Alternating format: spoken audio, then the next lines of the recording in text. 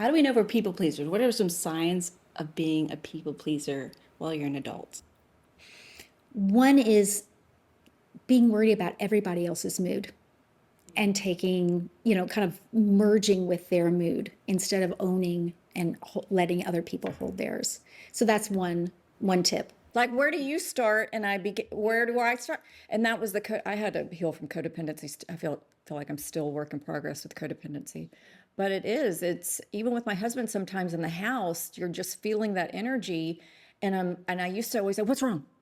Right. Like hyper vigilant for like, I feel a little shift. What's Right. wrong? I think you're an energy person though too, so you feel people's Totally. energy. Well, you become that. I believe when you are in that kind of household and being hyper vigilant, Yes.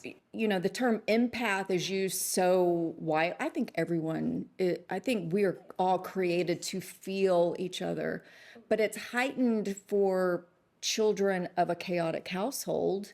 It's heightened because you have to go in and assess.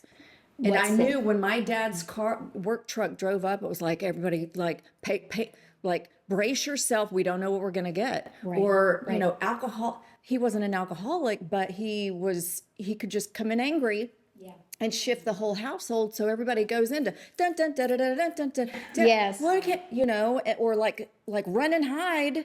Yeah, it's like So as an adult, self-preservation. it's like even with my husband today, all these. So we're still learning this, not just in college, but in our 40s, 50s, and 60s. Absolutely. Is where do you start? You know what? If you're in a mood, it's okay.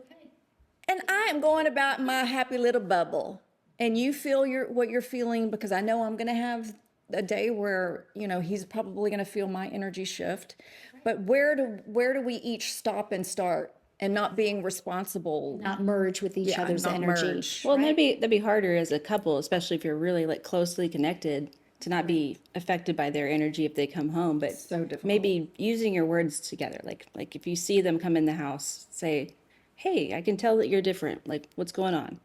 Communication. Totally. I've learned that. Christian has taught me that a lot. I'm not a good communicator. That's the last thing I want to do.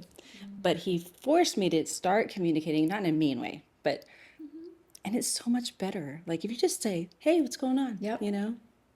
Right, right. But that's the hardest thing to do for some people. Like, Right. because we're like worried about, oh my gosh, we don't want to make them mad or something. But we can feel their energy, so you might as well tell me anyway. I can feel it.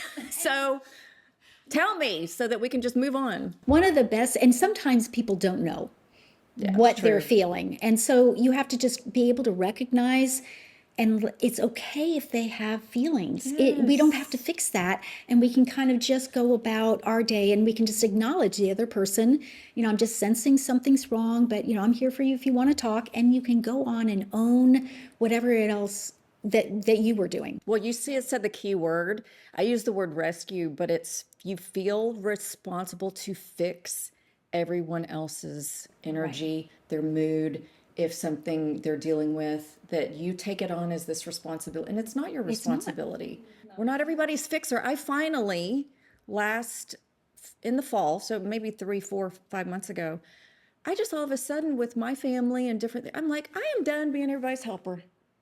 it's good. And which is difficult as a coach, because it's what I do, and I want to help people and I want to serve people. But as a people pleaser, where do I put the boundaries on that I just bleed out and I'm supposed to be here bleeding out and putting my feelings, my integrity. When I started realizing that you set your integrity and you lower your standards, you compromise your own, that's when people pleasing really becomes a problem. It's kind of just like the airplane thing. You got to put your mask on first, Right. before you put your child's mask on. Because if you're not feeding yourself energy and being taking care of yourself, how can you take care of anybody else? Yeah. Right.